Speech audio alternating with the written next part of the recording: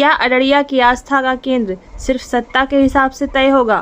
बाबा मदनेश्वर धाम और मदनपुर अस्पताल को आखिर कब मिलेगा न्याय? अररिया जिला मुख्यालय से कुछ ही दूरी पर स्थित मदनपुर स्वास्थ्य उपकेंद्र आज अपनी बदहाली पर आंसू बहा रहा है। अस्पताल में एकमात्र चिकित्सक को भी प्रतिनियुक्ति पर अररिया बुला लिया गया है। नतीजा यह है कि स्वास्थ्य उपकेंद्र खुद ही डायलिसिस पर नजर आ रहा है। अस्पताल में कार्यरत नर्स ने स्थिति की पुष्टि करते हुए प्रशासनिक लापरवाही पर सवाल उठाए। यहां तैनात प्राइवेट एजेंसी के गार्डों को पिछले 6 महीनों से वेतन नहीं मिला है। वहीं पशु चिकित्सा केंद्र पर ताला जड़ा मिला। स्थानीय लोगों का कहना है कि जनप्रतिनिधियों की उदासीनता ने उन्हें गहरी निराशा और आक्रोश से भर दिया है। जिले की सबसे बड़ी विडंबना यह है कि जहां एक तरफ सुंदरनाथ धाम को विकसित किया गया, वहीं दूसरी ओर जिला मुख्यालय के नज़दीक स्थित बाबा मदनेश्वर धाम को पूरी तरह से उपेक्षित कर दिया गया, जबकि यही धाम अररिया जिले का पर्यटन और आस्था का गौरव बन सकता था। ग्रामीणों का कहना है, क्या अररिया की आस्था का केंद्र केवल चुनिंदा धाम ही रहेंगे? बाबा मदनेश्वर धाम को आखिर क्यों नज़रअंदाज किया जा रहा है? इसी को लेकर स्थानीय सांसद ने भी प्रतिक्रिया दी। बाकी की सच्चाई और ज़मीनी तस्वीर मेरी टीम की स्पेशल रिपोर्टिंग वीडियो में देखें। क्या हो गया देखते देखते भवनें बनी हुई हैं, डॉक्टर और एकमात्र चिकित्सक यहाँ जो थे उनको भी जिला में भी नियुक्त कर दिया गया है। एक कागज दिखा रही थी सिस्टर, उसका डॉक्यूमेंट देखना है। सिस्टर एक कागज दिखा रही थी कि डॉक्टर जो है वो अररिया में प्रतिनियुक्त है, सरकारी कागज वो दिखा रही थी, लेटर है। तो जैसा कि मैंने कहा कि हमें इनसे क्या शिकवा करना, इनसे क्या शिकायत करना। हमारी शिकायत तो व्यवस्था से है, हमारी शिकायत तो जनप्रतिनिधियों से है कि वो जनता की आवाज उठाना भूल गए हैं। आप केवल सत्ता पर आरोप नहीं लगा सकते हैं। अगर आप विपक्ष के विधायक हैं तो आपकी जायज़ जिम्मेदारी है कि आप बिहार विधानसभा में बैठते हैं, वहां आपको ये सवाल उठाना चाहिए। ये आपके विधानसभा का अस्पताल है। आप भाषणों में बात करते हैं विकास की, आप कहते हैं सड़क बना दिया। एक विधायक सड़क नहीं बनाएगा तो क्या करेगा? क्या सड़क बनाना विकास है? जी नहीं, वो विकास का पैमाना नहीं है। यहाँ तो यहाँ जो गार्ड रहता है ना, उसका साल भर से सैलरी नहीं मिला है गार्ड। प्राइवेट सिक्योरिटी गार्ड, ये बताइए कि आपका जो है यहाँ पे कब से आप यहाँ रहे हैं, इस अस्पताल में नियुक्त हैं? हम 2022 से यहाँ रहे हैं, 2022 जनवरी से 1 जनवरी से। इस प्राइवेट सिक्योरिटी के तरफ से? हाँ, प्राइवेट सिक्योरिटी से 5000 तनख्वाह हमको मिलता है, हम लोग को मिलता है 5000। हाँ, 5000 मिलता है। तब पर भी हम लोग का 8 महीना 6 महीना का तनख्वाह भी बाकी है। फोन करते हैं तो पैसा नहीं दे रहे हैं। 6 महीना से तनख्वाह बाकी है जी। कौन सा सिक्योरिटी कंपनी है? Elite Falcons Private Limited. Elite Falcons Private Limited. देखिए, सिक्योरिटी गार्ड को जो यहाँ पर प्रतिनियुक्त है प्राइवेट सिक्योरिटी कंपनी से है। कितना शोषण हो रहा है ये देखिए और समझिए कि ये कह रहे हैं कि इनको तनख्वाह नहीं मिल रहा है। एक तो 5000 रुपये सैलरी है, 5000 रुपये। सोचने की बात है, इस महंगाई के दौर में 5000 रुपये तनख्वाह में बंदा खट रहा है और उस पर भी तनख्वाह नहीं मिल रही है। कितने महीने से आपने कहा नहीं मिली है सैलरी?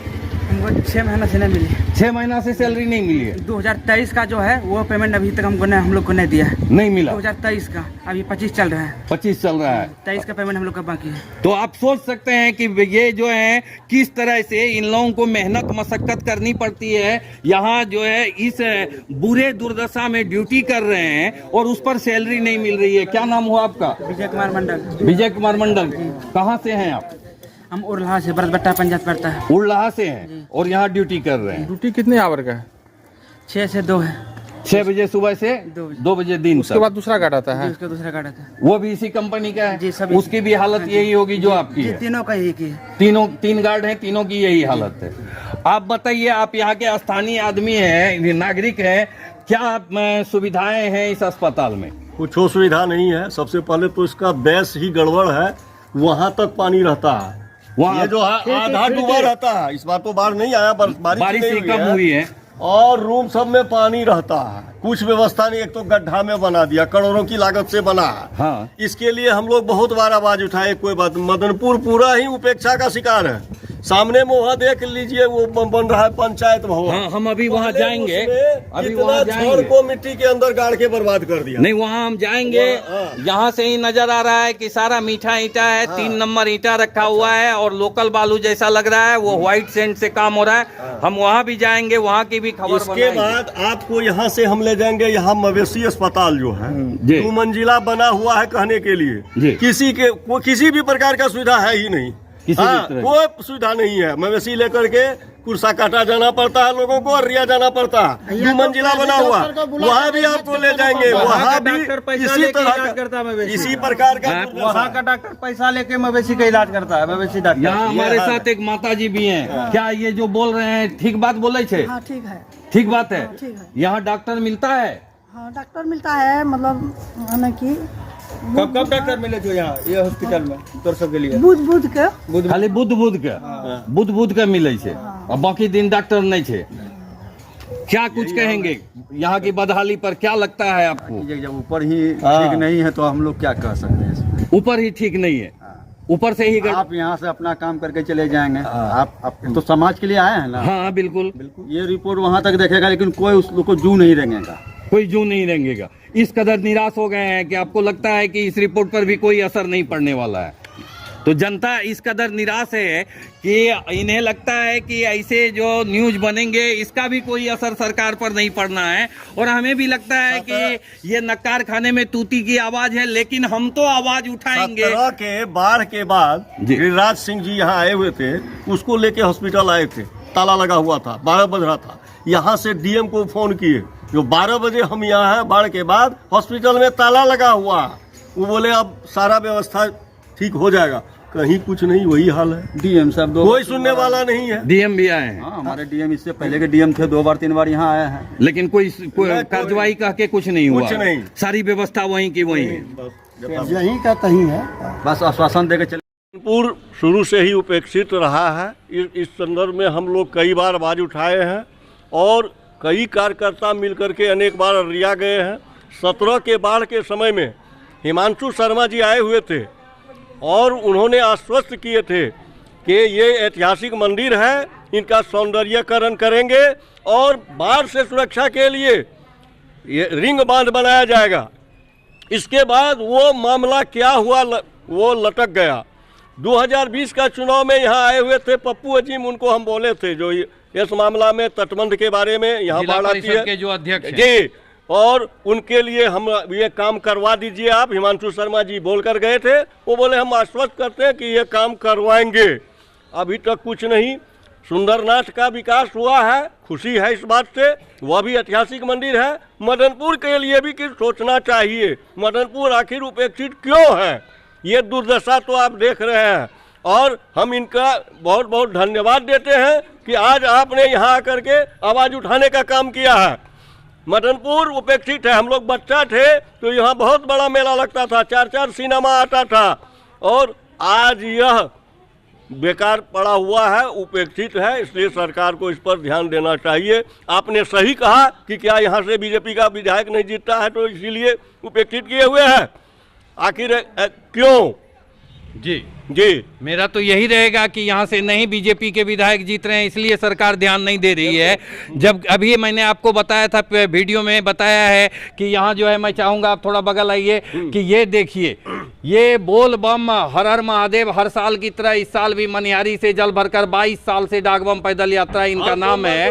आपको मैं बताऊं 125 किलोमीटर का सफर तय कर 50,000 की संख्या रही होगी। श्रावणी पूर्णिमा के दिन मैं उसका चश्मदीद गवाह बना हूं। अररिया में 0 माइल से लेकर बेरगाछी तक पूरी सड़क जाम थी। हजारों की संख्या में केवल डाक बम थी, महिलाएं पुरुष सभी डाक बम, और कांवरियों की तो गिनती ही छोड़ दीजिए, अनगिनत गाड़ियां थी। इतनी श्रद्धा है, इतनी आस्था है लोगों को इस मंदिर में। ये प्राचीन धरोहर है और उस धरोहर की उपेक्षा हो रही है। हमारे साथ कुछ अन्य लोग भी हैं, अगर आप चाहें तो 2 शब्द मैं चाहूँगा।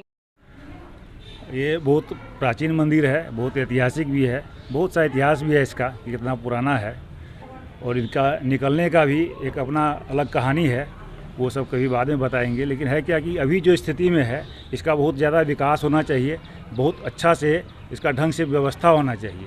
ये अव्यवस्था का शिकार है, प्रशासनिक रूप से भी और ये सरकार के तरफ से भी। सुंदरनाथ धाम जो है इतना बेहतर उन्यास समिति के अंदर चला गया, ये मंदिर में आखिर क्या ये है कि नहीं जो जा पाता या यहाँ विकास नहीं होता? नहीं, इसके लिए तो जो बताए गुड्डू जी कि एक यही कारण दिख रहा है कि यहाँ पर जो है भाजपा का विधायक नहीं है, या फिर जो विधायक है हमारा वो उसको इस तरफ ध्यान नहीं है। हाँ, उनको तो होना भी नहीं चाहिए, होगा भी नहीं, क्योंकि ये जो है हम बेहतर जान रहे हैं कि धार्मिक तुष्टीकरण के आधार पर राजनीति चल रही है। अभी आप देखिए आज जो है कोई अवसर नहीं है, कोई उपलक्ष्य नहीं है, फिर भी माँ बहनें देखिए इस मंदिर में आई हुई हैं, कितनी माताएं बहनें हैं। आज जबकि सामान्य दिन है, आज कोई विशेष उपलक्ष्य नहीं, विशेष अवसर नहीं है, तब भी आप देख सकते हैं मंदिर के, मैं चाहूँगा कि सामने भी दिखाया जाए और मेरे से मंदिर को भी दिखाइए।